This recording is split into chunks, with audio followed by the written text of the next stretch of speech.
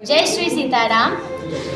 माँ सीता की जन्मभूमि श्री सीतामढ़ी में हम लोग सबसे पहले पहुँचे पंचपाकर धाम, जहाँ हमने जाना कि माँ सीता की डोली और परशुराम राम जी के संवाद को। उसके बाद हमने जाना हलेश्वर नाथ महादेव के महिमा को और वहाँ हमने दर्शन भी किया। अब हम मुख्य जन्म स्थान पर आए हैं, जहाँ श्री जानकी जी का प्राकट्य स्थान है। वो प्राकट्य स्थान बहुत ही अत्यंत महत्वपूर्ण है। तो आइए जानते हैं इसकी कथा हम प्रभु जी से। तो प्रभु जी, इस पुनौरा धाम की आप महिमा बताइए। हरे कृष्णा। ये बहुत पवित्र स्थान है। जिस स्थान में हम लोग बैठे हुए हैं, इस स्थान को पुनौरा धाम बोलते हैं। हलेश्वर महादेव के यहाँ से जनक महाराज हल जोतते हुए इसी स्थान पर आए थे, जहाँ हम लोग बैठे हुए हैं। और इसी स्थान पर मैया सीता प्रकट हुई थी। तो ये वही दिव्य स्थान है जहाँ पर हम लोग बैठे हुए हैं। यहाँ जो आप सामने देख रहे हैं, इधर जो मंदिर है, इस मंदिर में भगवान का सुंदर छवि है। जो बीच में देख रहे हैं, तो बीच में भगवान राम के जुगल मूर्ति है। भगवान राम का जुगल मूर्ति है। यहाँ पर राम और जगत जननी सीता जी हैं। इधर भी भगवान राम और जगत जननी सीता जी। इस साइड में लक्ष्मण जी और उनकी पत्नी उर्मिला जी हैं। और इधर जो हैं वो भरत जी और मांडवी जी हैं। लेकिन यहाँ शत्रुघ्न जी का विग्रह नहीं है, क्योंकि शत्रुघ्न जी का जो विग्रह इसलिए नहीं है कि भगवान राम उनको मथुरा का राजा बनाए थे। ये वही स्थान है जहाँ पर हम लोग विद्यमान हैं। यहाँ देखिए हजारों हजार भक्त आते रहते हैं। यहाँ सब भक्त लोग दर्शन करने के लिए आए हैं। और आगे पर पास में एक कुंड भी है। पास में उधर कुंड है, जिस कुंड में मैया सीता प्रकट हुई थी। तो हम लोग चलते हैं वहाँ।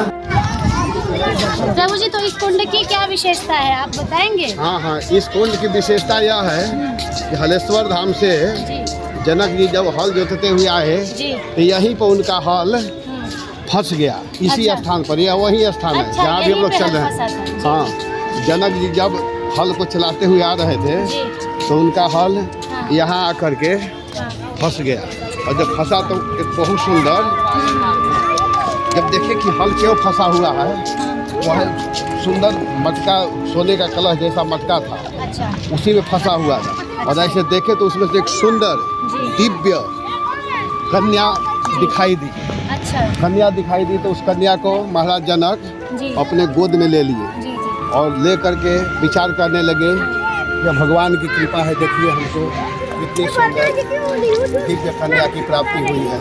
तो वो कोई दूसरी कन्या नहीं थी, वो जगत जननी, जगत माता स्वयं श्री लक्ष्मी सीता महारानी ही थी। सीता जी हैं, जो कि भगवान राम के पत्नी बनी। तो यही वह स्थान है, यह दिव्य स्थान है। इस कुंड में अगर कोई आता है, कोई दर्शन करता है, कोई आचमन करता है, अपने माथे पर इस तो गंगा जल के समान, तो गंगा जल के समान तो आइए हम लोग भी थोड़ा सा महान है। तो आते हैं हम लोग भी, थोड़ा आचमन करते हैं।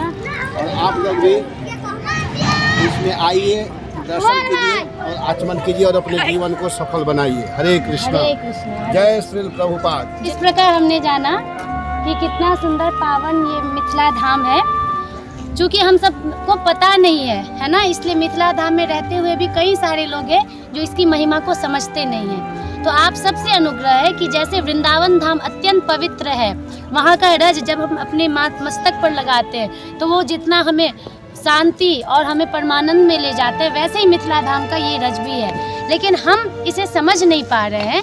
क्यों? क्योंकि यहाँ आकर हम साधना नहीं करते, यहाँ आकर हम भजन नहीं करते।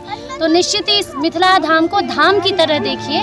आप सबसे यही आग्रह है। और निश्चित ही जो मुख्य स्थल है सीतामढ़ी, माँ सीता की जन्मभूमि, यहाँ पर आके आप साधना कीजिए, भजन कीजिए, देखिएगा एक अलग ही आनंद मिलेगा। जिस आनंद की तलाश में हम भटकते रहते हैं ना जाने कहाँ, वो आनंद हमें यहाँ पर प्राप्त होगा।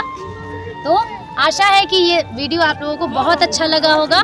इसको ज़्यादा से ज़्यादा शेयर इसलिए कीजिए क्योंकि मिथिला धाम की महिमा लोग समझें और दूर दूर से पर्यटक लोग यहाँ पर आएँ और दर्शनार्थी यहाँ पर दर्शन करें और अपने आप को धन्य महसूस करें। यही कहते हुए जय श्री सिया राम, हरे कृष्ण। हरे कृष्णा। जरूर इस वीडियो को आप लोग देखिए और अपने जीवन को सफल बनाइए, इसमें बहुत सुंदर शिक्षा है। बिल्कुल बिल्कुल। हरे कृष्ण। हरे कृष्ण।